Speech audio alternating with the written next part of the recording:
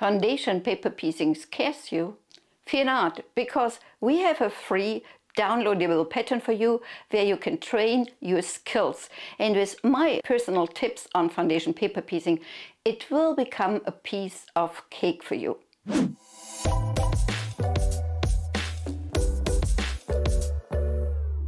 Look at that cute apple block pattern, which you can use, for example, for a pillow or a table runner or for even a lap-size quilt. So the possibilities are endless, and you can download it for free in the description box below. And for those of you who are not familiar with foundation paper piecing, it's really valuable to have that skill on board because it broadens your repertoire for quilts. You can go beyond the straight seam and do things like geometric shapes, this eye, or this Audrey Hepburn portrait. Isn't that great? But before we talk long, let's go to our sewing room and start the project. I've got my apple block printed out, and here comes my tip number 1. Prepare your templates. So I have to split mine in the 3 different segments, A, B and C. Also, I like to scratch all the lines in advance like that with a pin, because later when I have to fold it from the blank side, this gives me a really nice, crisp, clean grease.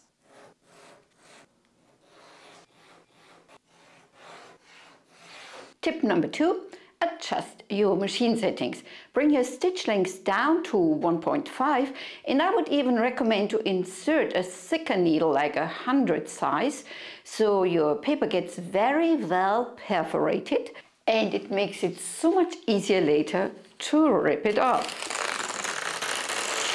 My tip number 3 is get yourself a 1/4 inch special ruler.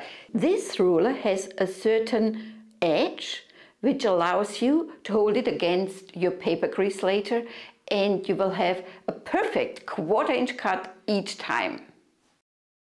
Tip number 4 would be choose the right method for your foundation paper piecing, because in life there are always more than one approach. You could either go with the quick and dirty method, how I call it, when you just take from your scrap box what you have, and as long as the fabric is large enough to cover your piece, we will go to the sewing machine. The disadvantage here is that you will have a lot of wasted fabric in the end, but it's perfect for all those projects when you have only little snippets like we have in the apple block. However, if you have large pieces like we have in the globe quilt or in the jewel quilt, you don't want to waste that much fabric, so you use templates which you can make in advance. And those templates allow even for fussy cutting. That's a cool idea. We will cover that later. So the disadvantage, however, is that you have to bring the extra effort to make those templates.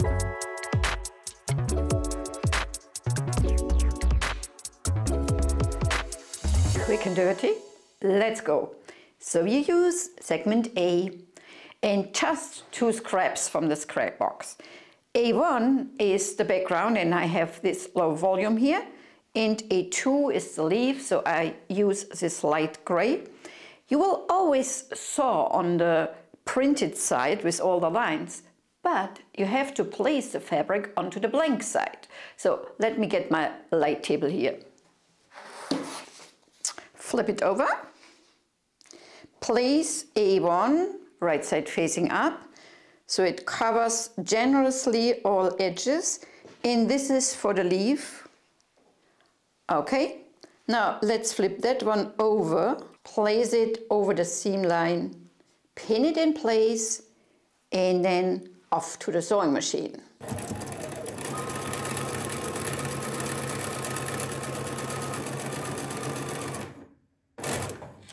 Next, I want to trim off my excess fabric here. Therefore, I have to fold over the paper. See how neat my predetermined crease comes into play. And now I take my special ruler and I hold it against that fold and have a perfect 1/4 inch cut. Next, you want to know where to place piece A3. And so we trim off the excess fabric at the edge between A2 and A3. So I fold it over again here, like that, a ruler.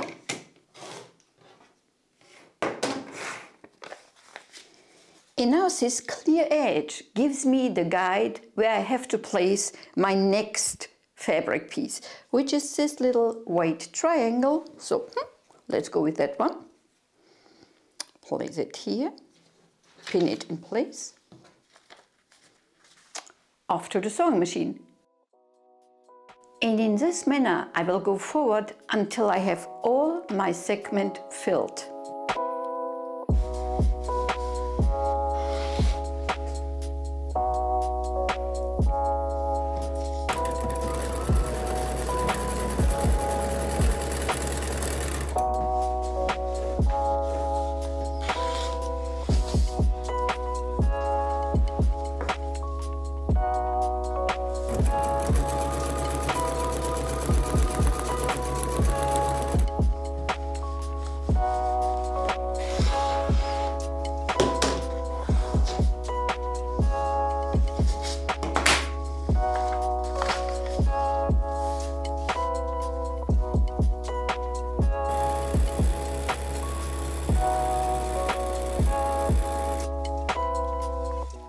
Now I've sewn on all my pieces, and I will trim it now to the finished size, which includes the seam allowance.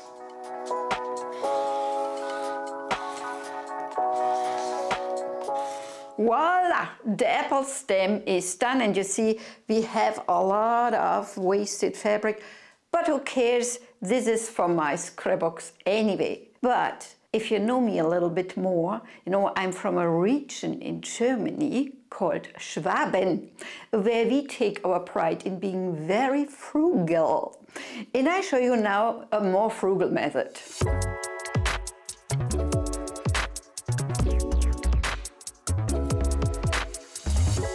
Now on to the template method. Why do I use that? Because I want to have the templates to fussy cut part of my apple. See, this part over here, C3, I want to have the seeds complete, not split in any way. And therefore I will use the template. But how do I get them? I just print out the complete thingy again and then cut all the shapes out. Now I place this template onto the wrong side of the fabric, and this is very crucial. If you miss this point, then you will end up with a mirrored shape. Find the spot I will cut out. Okay, and to keep it in place I use just a little glue. And I'll cut around with a ½ inch of a seam allowance. You need that extra bit so you can maneuver your piece later around on the paper.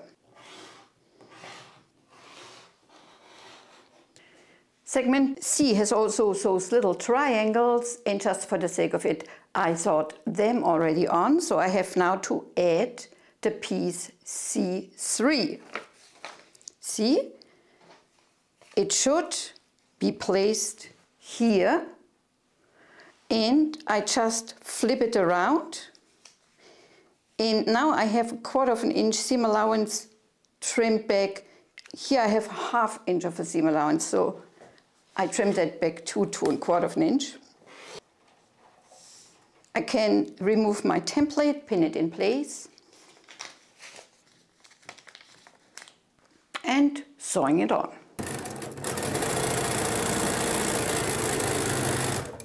Now we go just forward as we did with the quick and dirty method. We press it, we trim off the excess fabric, have the new guidelines, place the next piece, and so on.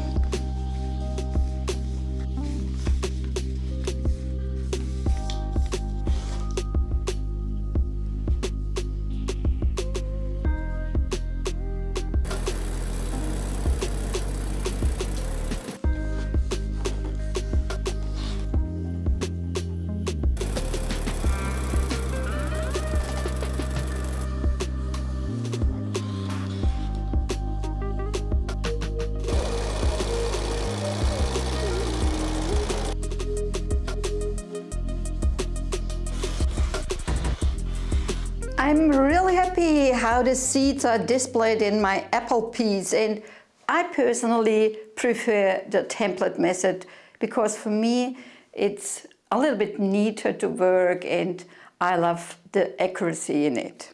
All the 3 segments are done. Piece A was made with the quick and dirty method. For piece C I showed you the template method, which I also used to prepare segment B with this single seat here. And the last step is just to assemble those by flipping this one over, pin it in place or use your wonder clips and then sew along on that line.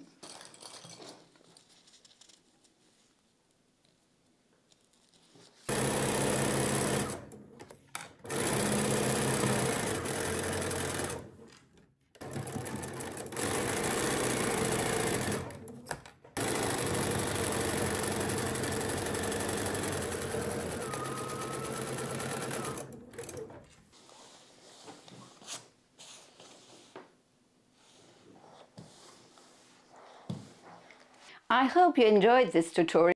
I can't wait to see what you will make out of this blog, so post it on Instagram and don't forget to tag us with Zen Chic. Thanks for watching and don't forget to subscribe to our channel. We will see each other next time around.